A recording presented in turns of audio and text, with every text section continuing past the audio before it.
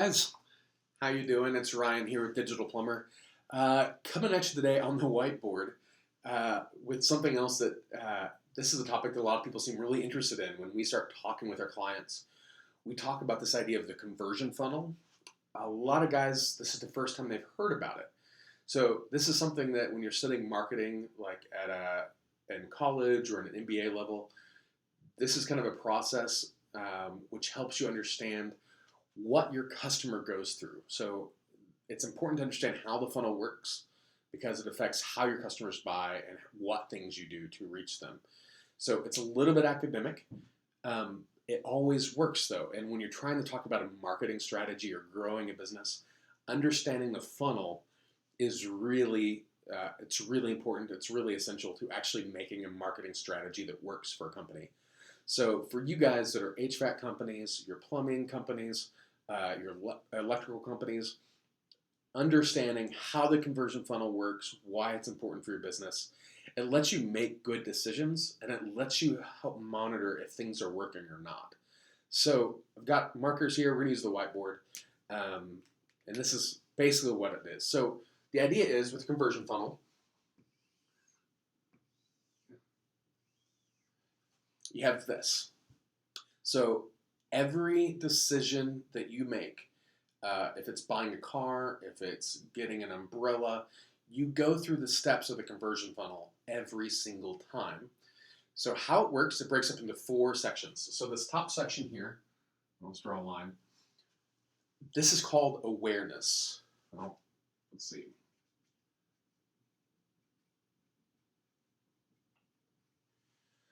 This top part is awareness. So it sounds simple, it sounds obvious, and in some ways it is. The idea with this section is you can't buy something from someone if you don't know that they exist, right? You just can't do it. The next section down is what we call interest.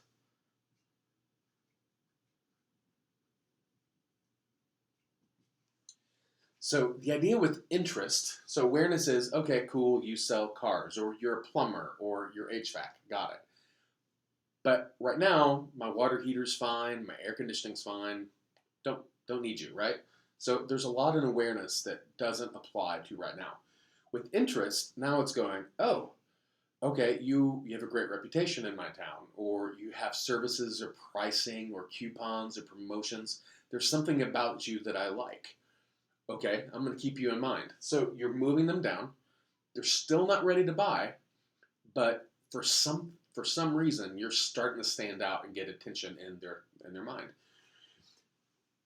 The next section down is actually, I would argue, one of the most important ones. So in this section, we're going to be talking about preference.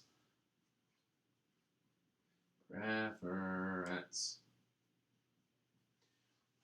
So with preference, I describe it this way. I've got 2 young kids.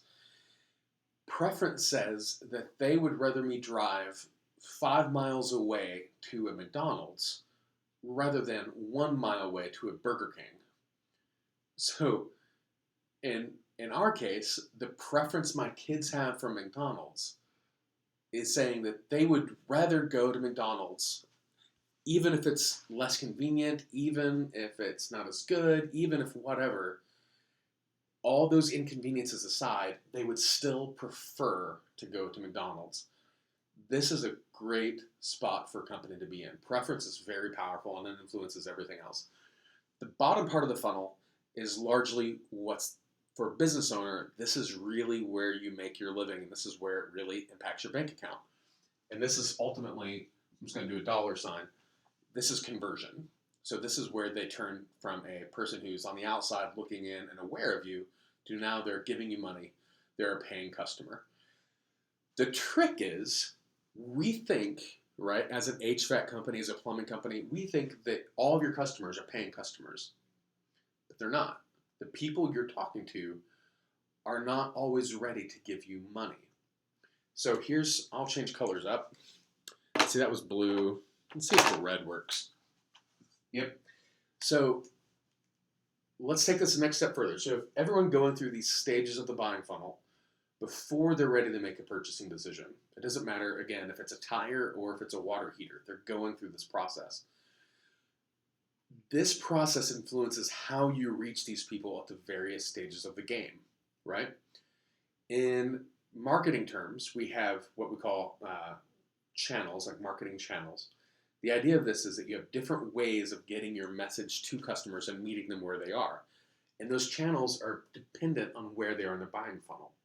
So something like a billboard. So in my town, there's a company, they do HVAC and plumbing services, and I kid you not, I think they're on every other billboard on the entire kind of inner loop that's around the entire city. I think between my office and my house, I probably go through 12 of these billboards. Now, some of you guys go, oh, that's awesome, 12 billboards? Think of all that exposure. Here's the problem. A billboard converts at 1 to 10,000. Now, let me make this make sense. 10,000 is how many eyeballs have to see the billboard before one person notices it. So for every 10,000 eyeballs that drive by, one person notices. That means for a billboard, 9,999 of those people don't care, and they don't even see it. And you get one person as a response to that. So as it relates to the conversion funnel, this whole funnel, typically in a marketing sort of calculation, we like to say that the funnel has a 1 to 10 sort of conversion rate. So basically for every 10 that comes on the top, you get 1 down at the bottom. And we try to maximize and measure that in different ways, and there's different ways to do that, but as kind of a rule, as a baseline, we want to say 10 coming in the top equals 1 paying customer at the bottom. So for these billboards that I drive by, if it takes 10 eyeballs to make them work, that means we need 10 billboards to create 1 customer. Does that math make sense? Because we can't get to 10 unless we multiply this 10,000 by 10. And then all of a sudden, the 1 to 10,000 ratio gets us 10, which just gets us 1 customer. Now, in a lot of markets, a billboard is not the cheapest thing in the world to do, right? It's not uncommon for a traditional billboard to be about, let's say, $2K a month. Or for some digital billboards in some really dense markets, it could be upwards of $5 or $6 grand a month per billboard. So that means in order to get 1 paying customer with a billboard, you need 10 of these, and at $2 grand a month, you're starting to see where this starts breaking down for most businesses like yours, right? If you are flush with cash, if you are a multi-million-dollar company a year, doing billboard is not a bad idea. It's really not. The problem is, it's really hard to get these sort of numbers to make sense for most people. 1 billboard won't get you the math to make a dent. You're not really moving the needle to get 1 single paying customer. So from a marketing strategy standpoint, we try to keep this thing in mind. We try to make it make sense for your company. Now let's flip it to the other side, right? The best type of marketing for any company in any industry, and this is especially true for you guys who are plumbing, your HVAC, your electrical companies, is what we call referral marketing. Now the reason these are important, it sounds like, well, yeah, I get referrals are big. Usually our customers don't understand how big this is. A referral will almost always convert at 1 to 1. What that means is for every referral you create, you just made yourself a paying customer. It's that easy. 10,000 eyeballs for a billboard doesn't get you 1 paying customer. A referral gets you 1 paying customer, a single referral. Now, some of you are going, I don't think that's true. I don't understand it. Let me put it this way. God forbid something happens to you and you need heart surgery, or maybe you've had heart surgery. And so you're in the process of, okay, where do I go for medical treatment for my heart, right? I need a surgeon, I need a doctor who is respected around. You bet your bottom dollar you're going to go to someone else you know who has had heart surgery and ask them, where did you go and what did you think? What did you think of your doctor? Whatever that person's opinion is, if they said, that doctor saved my life, I would go there again if I had to, you just picked up the phone and called that doctor to see if you can get an appointment with them. One-to-one referrals nearly always works. So that's why with our clients, we focus a lot on reviews. A review is not quite the same as a one-to-one. There's some different measures on what we think a review comes back at. But for 30% of the people, they say, and for lack of a single person that they know has had a direct experience, a review that they read online from a third-party source, so a Facebook, from a Yelp, from a Google My Business, those can take the place of a referral. And those 30% of people are willing to pay 30% more for that peace of mind. So we want to maximize as much as we can these one-to-one referrals, and we want to create the synergy that they create, which means getting reviews from your customers about how great your company is. One-to-one referral is amazing. Now, if you're not doing referral marketing, if you're not doing, if you say, hey, I've got a website and that's all I want to do, that's a good starting point. Here's the deal if you do a website-only sort of approach. Creating a website and launching it and saying, hey, here's a one-page or here's a 5-page website for my business. A website is going to convert about 1 to 250. So it's not quite as high as a billboard. It's not quite as good as referral marketing. It's kind of in the middle. 1 to 250. So that means that they're looking for a company, they're looking for a solution to the problem, their HVAC's out, their plumbing's on the fritz, something. Left to its own devices and nothing else influencing it, you have to have 250 people to create one person who goes in the top of this funnel. Okay, so that starts becoming the math. If you have a traffic that's generating a lot of website or a lot of leads, a lot of traffic, a lot of interest, this number can go up. But left to its own devices, it's 1 to 250. Now, there are tricks in what we call search engine optimization, which says that you try to find people where they're looking, right? So if you're a plumbing shop, people aren't necessarily always looking for a plumber. In fact, one of the most searched for terms on Google is how to fix my toilet. So the idea of SEO is you say, how do I fix my toilet? We take that search and we connect them to your company. That's moving this 250 much closer to the one-to-one because we're reaching people right where they're looking, and we're not advertising to them. We're just trying to solve their problems just like they're trying to solve their problems. So this is how this works out. There are tricks, right? So keeping my little red marker here, you guys have probably heard it, maybe even dabbled with it, of what's called pay-per-click advertising. So this is AdWords, this is Bing Ads, Facebook Boost, you could call pay-per-click. But for the sake of this, we're going to say pay-per-click is Bing Ads and Google Ads, Google AdWords. What those sort of channels do, which makes them very effective for service industries, so for HVAC companies and plumbing companies, it's to keep in mind, likely your customer is not looking for you until there's a problem, right? If you've talked to us once, you've heard us say this. We're trying to help solve your customer's problem. So your customer is not looking for a plumber unless their toilet is clogged or unless they need new water lines or their water heater's broken. If you're an HVAC company, your customer's not looking for you unless they need a new heater or furnace or something's not cooling right. That's the only time that they're looking for you. Now, what's great and powerful about AdWords and Bing Ads is it focuses almost exclusively at this bottom portion of the funnel. These people, they know they have a problem. They're interested in somebody that can solve it. They don't really have a preference yet. They haven't made it that far through. All they know is they've got a problem. They need somebody to take their dollar. So AdWords, Bing Ads, it's really powerful because it lets you reach those customers quickly, right where they're ready to give somebody a dollar. It's going to be you or it's going to be your competitor. Somebody's getting the dollar. It's just a matter of who.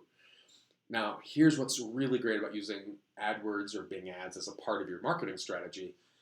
We can actually focus the people who are most urgent. So we can actually prioritize spending on mobile devices. So if somebody's sitting down at a desktop and they're searching for a plumber, the inference we make is, well, they're doing more research, they're not quite ready, they're not quite to this point in the funnel. So they're an interest in trying to establish who has a preference. So that's important. We're not going to discredit that. But if they're on their mobile phone and they're doing a search, that probably means that they're outside looking at their compressor and going, this isn't working, I need help. Or they're in a closet, they're looking at their toilet and it's overflowing, and they're trying to solve the problem, right? They are more action oriented. A mobile user is going to be here, a desktop user is likely going to be up here. So with AdWords, with Bing Ads, with those pay-per-click channels, we can actually focus all of our efforts or most of our efforts on these people who are most likely going to become customers for you quickly or customers for somebody, right? This is where we focus a lot of our energy. We want to give our clients really fast results, great traction with customers who are ready to buy. They've got $1 in their hand. We really struggle recommending for a lot of clients, hey, billboards are a great ad. If you're, again, a $1 million shop, that makes sense for you. But for most guys, they don't have the volume here. They can't afford the volume here to get one paying customer out of the bottom. So we try to stay away from there. Now, a lot of guys we talk to also ask questions about, well, like, what about phone books? So phone books in some cases are good, especially for older age groups, right? It's still worth being listed in the directories for online benefit. With most phone books, most people age 60 and younger aren't going to use it. So the most recent stat that I've read is 40% of the people, so not even most people, 40% of the people will maybe crack a phone book once a year. So once a year, they'll open a phone book, and that's not even most people. That's less than most people. So the conversion rate on those, they're kind of a little bit spotty. It's going to be probably closer to like 1 to 1,000 or upwards of that. So for a phone book, you're paying money for an ad, let's say $1,000 a year, $5,000 a year per directory. You might not really see a direct result from that. You might see 1 or 2. You're not seeing very much. The same goes through, if you're at a Mexican restaurant, you see those TVs on the side and they're cycling through all the ads. Or if you're at a greasy spoon place and they've got the table with the ads and the business cards on the top. Most of those people are nowhere close to this part of the funnel. In fact, they might not even be here to interest. They might not care. You're just creating awareness. The volume that you have to create to produce awareness is really high. So if you want to make the most of your business, make the most of your advertising dollars, look, your dollars are precious, right? You don't have money just flowing everywhere. You need to make sure that where you're spending the money, you're going to get results and you're spending the money in the right ways. For most of our clients, they're not sure if they are. So by the time they come to us, they've spent a lot of money. They've spent thousands of dollars on websites, thousands of dollars on AdWords, thousands of dollars on radio or TV or billboard. It doesn't really matter. They don't know what they're trying to do. So what we try to do is we try to walk through, we try to focus a lot of attention here to the bottom part of the funnel, to paying customers. They've got $1 in their hand. They're ready to hire somebody. And then as the company grows, we start expanding the efforts to reach different parts of the funnel. So recently we did a press release for one of our plumbing clients. They did a public fundraiser. They were raising a lot of public awareness. So what we did was we created a press release that got picked up by local news. That created thousands of impressions on the website, on their social media, thousands. Those are all people who are thousands up here. Most of those people aren't ready to hire a plumber. Those people will become a plumber in time. They will become a customer in time. So it's a great sort of thing to do to get the exposure, to start creating the awareness. It just takes time for them to filter down. So when you're making your decisions, when you're trying to plan where your marketing dollars go or how you're evaluating your strategy, it's really important to keep in mind focusing on what stage of the funnel you're trying to get. How are you measuring those results, right? So for someone in awareness, you're not going to measure that they're going from awareness to conversion. You're going to start measuring that they're going from awareness to interest. So one of the tells for this, like for a website, is, are they coming back to your website? They found you one time, cool. Are they coming back and learning more about what you do? If you have repeat traffic on your website, that's great. That means you're starting to move down the funnel. If people are starting to spend a lot of time on your website, if they're downloading forms, if they're watching how-to videos, now they're moving down to the preference. That they're preferring you, that they're trusting you, that when something goes wrong, that they're treating you like the authority that they're going to rely on. Ultimately, when something goes wrong, they're going to call you to clean the mess. Understanding the conversion funnel will change how your company spends its marketing dollars. So that's what we want to try to do. So hopefully this was helpful. This is a little bit long, a little bit technical, but for a lot of our guys, this is kind of like mind-blowing, thinking, oh, this is actually the science of creating marketing returns. You start taking these conversion ratios, you start taking the marketing channels, you start targeting where they are in the funnel, and you start leveraging these to their best impact. So social media largely is going to be between interest and preference. Occasionally, you can get to the conversion side if you do a coupon incentive or a rebate or some sort of discount promotion that gets those trigger points. Largely, what you're doing is curating these two groups right here, interest and preference. These are people who are trusting in you, they're relying on you. It's an important part. It's really hard to measure a direct response because it doesn't really translate to $1. It's not supposed to. Does that make sense? Facebook, social media, those things are important. They're not supposed to translate directly to $1. They're supposed to directly translate into the next stage down. Then they transmit into $1. So this is a lot. I'd love to hear your thoughts. So if you have questions, if you have concerns, if you think this is all bogus, if you think that in your experience you've learned something else, we'd love to know. So in the comments below, let us know your thoughts. Let us know your questions. Let us know if you've learned something else that's better or something else that's helped you. Like us on Facebook, follow us on YouTube, subscribe to this channel. And we always try to give more information that's relevant to you. So again, we say this a lot. If there's something that's important to you and to your company, if there's something you just don't quite understand or are looking for help with, let us know. Send us a note. And we'd love to be able to do a video like this if we have enough comments for it. So guys, again, check us out, digitalmarketingforplumbers.com. Again, I'm Ryan.